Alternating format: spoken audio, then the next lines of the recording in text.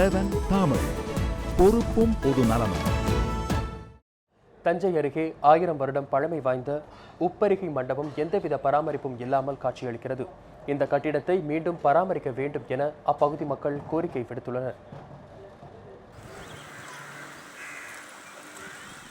நீங்கள் பார்க்கும் இந்த பாழடைந்த கட்டிடம் தஞ்சாவூர் மாவட்டம் நீலகிரியை அடுத்த மனோஜிப்பட்டியில் அமைந்துள்ளது. சோழர் காலத்து கட்டிடமான இது மேல் மாடம் பொருள்படும் வகையில் உப்பரிகை என அழைக்கப்படுகிறது. பல்வேறு சிற்ப வேலைப்பாடுகளுடன் அமைந்த இந்த கட்டிடம் தற்போது முறையான பராமரிப்பின்றி காணப்படுகிறது. அப்பப்போ மழை காலத்தில் வர்றது இடிஞ்சு விழுமோ எப்போ என்ன ஆகுமோ தெரியாது. பிள்ளைங்களும் பாதுகாப்பானு இல்லை, பராமரித்து செய்யறதில்ல.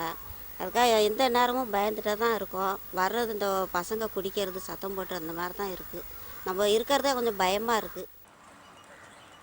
எப்போது வேண்டுமானாலும் இடிந்து விழலாம் என்கிற நிலையில் உப்பரிகை மண்டபம் இருப்பதால் இப்பகுதி மக்கள் மண்டபத்தின் அருகில் செல்லவே அச்சப்படுகின்றனர். இது மட்டுமில்லாமல் இரவு நேரங்களில் சில சமூக விரோதிகளின் கூடாரமாக மண்டபம் மாறி வருவதாக கூறுகிறார் மனோஜம்பட்டியை சேர்ந்த சரவணன். ராஜா சோழன் காற்று வாங்குறதுன்னு வச்சு கட்டினது, ஆனால் இனிமேலேருந்து பராமரிப்பு கிடையாது. ஆனால் இது உளுந்துச்சிங்க பழைய ஊர் பாதிப்பாகும். அது உளுந்தா அதுக்கப்புறம் செஞ்சது வேஸ்ட்டு. அதுவும் முதல்ல கவர்மெண்ட் இதுக்கு முதல்ல ஆக்ஷன் எடுத்து இது செஞ்சால் தான் நம்ம பிள்ளைங்க நல்லா இருக்கலாம், நம்ம வரணும் நல்லா 10 பேர் செத்த அப்புறம் செஞ்சு பிரயோஜனம் கிடையாது. அது வாழ்க்கை அது வேஸ்ட் அது செய்கிறது. அதான் முதலே இது செய்யணும். மேலே போய் கண்ணாடி தூள் கன்றாவியாக இருக்குது. இது பற்றி நமது செய்தியாளர் தொல்லியல் துறையிடம் கேட்டபோது உப்பரிகை மண்டபம் அமைந்துள்ள இடம் தனியார் வசம் இருப்பதாகவும் அதனை விரைவில் மீட்டெடுப்போம் என தெரிவித்தனர்.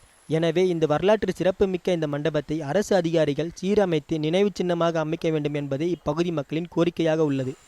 வெங்கடேஷ், நியூஸ் 7 தமிழ், தஞ்சை.